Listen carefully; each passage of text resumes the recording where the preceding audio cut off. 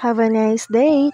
Ngayong umaga nga nagtutupi ako ng mga damit ng magulang ko. At habang naglilinis nga ako ng bahay, napansin ko na medyo kumakalat yung damitan ni Papa kaya inayos ko na muna. Nakapagtupi na nga pala kasi ako ng mga damit kagabi kaya ito ngayon ginagawa ko pa lang yung kay Papa. At habang natutulog nga ang bunso ko, ito naman talaga ang inaabala ko ngayon. Dahil pagkatapos nga nito ay maglalaban na naman ako. Dahil nga sa matindi ring init, hindi na nga rin kami nakakapag-ipon ng tubig. Pinagtsatsagaan na nga lang ng Papa ko na magsalok-salok ng tubig tuwing gabi para lang magkaroon kami ng tubig. Akala nga namin kahapon uulan na para daw hindi na kami mahirapan kakasalok ng tubig. Grabe yung panahon ngayon, halos grabing init. Tapos minsan yung sobrang init na magba-brown out pa. Kaya yung mga kawawa, yung mga bata talaga dahil maapektuhan sila. Okay lang sana kung nagba-brown out lang ng umaga, kaso pag gabi ang nagba-brown out, ang hirap para sa mga bata kasi hindi sila makatulog ng maayos. Lalo na yung bunso ko, grabe yung pawis. Kapag nagpapawis pa naman siya, halos hindi mo siya mapatahan dahil sa sobrang init. Okay lang kasi sa ating mga matatanda kasi sanay na tayo. At kaya ganito nga pala ako magtupi kasi nga binago ko yung tupihin namin. Dati kasi yung pagtupi namin para nakaganyan lang siya. Meron kasi ako napanood kung paano magtupi kaya ginaya ko na lang para daw makatipid sa space. Napansin ko na din kasi na medyo kumakalat na rin ang mga damitan ni Papa kaya naman inayos ko na rin. At kung mapapansin nyo, wala nga pala kami ginagamit na Durabox. Pero kung tutuusin, mas matibay pa to yung gantong gamitin. Nakita ko lang kasi yan sa Facebook kaya agad na binili ko na lang dahil sabi ko gagawin ko siyang lalagyan ng damitan namin. At kung mapapansin nyo, kaya yan lang ang lagayan namin ng mga damitan sa dahilan na ay bagong lipat kami. Unti-unti pa lang namin hakot ang aming mga gamit.